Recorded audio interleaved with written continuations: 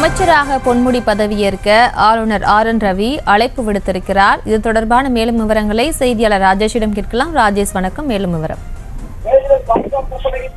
பொன்முடி அவர்கள் அமைச்சராக பதவியேற்க ஆளுநர் அழைப்பு விடுத்திருக்கிறார். இன்று பிற்பகல் 3:30 மணிக்கு அமைச்சராக பொறுப்பேற்பதற்கு பொன்முடி அவர்களுக்கு அழைப்பு விடுக்கப்பட்டிருக்கிறது.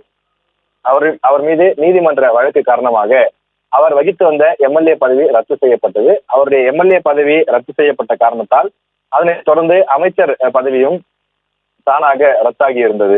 ஆனால் உச்சநீதிமன்றத்தில் அவர் தரப்பிலிருந்து மேல்முறையீடு செய்யப்பட்டிருந்தது. அந்த மேல்முறையீட்டு வழக்கிலே இந்த தண்டனையை நிறுத்தி வைத்து நீதிமன்றம் உத்தரவிட்டிருந்தது. எனவே நீதிமன்றம் தண்டனையை நிறுத்தி வைத்த காரணத்தினால் அதனைத் தொடர்ந்து அவருக்கு மீண்டும் அந்த எம்எல்ஏ பதவி என்பது கொடுக்கப்பட்டது. அவருக்காக சட்ட ஆலோசனைகள், சட்ட ஆய்வுகள் எல்லாம் மேற்கொள்ளப்பட்டு தமிழக சட்டத்துறை செயலாளர் இந்த அறிவிப்பினை சட்டப்பேரவை செயலாளர் சீனிவாசன் மற்றும் சட்டப்பேரவை தலைவர் சபாநாயகர் இருவரும் இந்த அறிவிப்பினை வெளியிட்டிருந்தார்கள். அதனைத் தொடர்ந்து தற்போது அவர் திருக்கோவிலூர் தொகுதியினுடைய சட்டமன்ற உறுப்பினராக எம்எல்ஏவாக தொடரக்கூடிய நிலையில் மீண்டும் அவரை அமைச்சராக பதவி பிரமாணம் செய்து வைக்க வேண்டும் என தமிழக அரசு பரிந்துரையை கொடுத்திருந்தது. ஆனால் ஆளுநர் அந்த பரிந்துரையை ஏற்க மறுத்தார். ஏனென்றால் நீதிமன்றம் அவர் மீது இருக்கக்கூடிய வழக்கை முழுமையாக ரத்து செய்யவில்லை, தண்டனையை மட்டுமே நிறுத்தி வைத்திருக்கிறது. எப்போது வேண்டுமானாலும் மீண்டும் தீர்ப்பு மாறலாம்.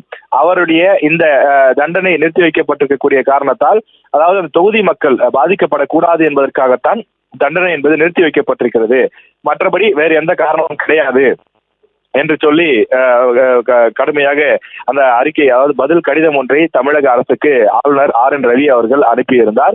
அதுல பல்வேறு விஷயங்களையும் அவர் சுட்டிக்காட்டியிருந்தார். இந்த நிலையில தான் மீண்டும் தற்போது உச்சநீதிமன்றத்திற்கு தமிழக அரசு நாடியிருந்தது. இந்த நிலையிலே நீதிமன்ற உத்தரவை அடுத்து தமிழக ஆளுநர் ஆர்.என். ரவி அவர்கள் மீண்டும் பொன்முடி அவர்கள் பதவி பிரமாணம் செய்து வைக்க அவருக்கு அழைப்பு விடுத்திருக்கின்றார்.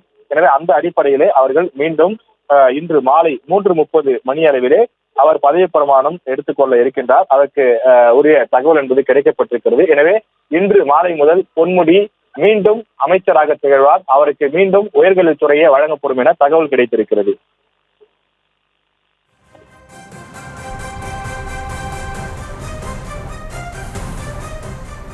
விவரங்களுக்கு நன்றி ராஜேஷ்.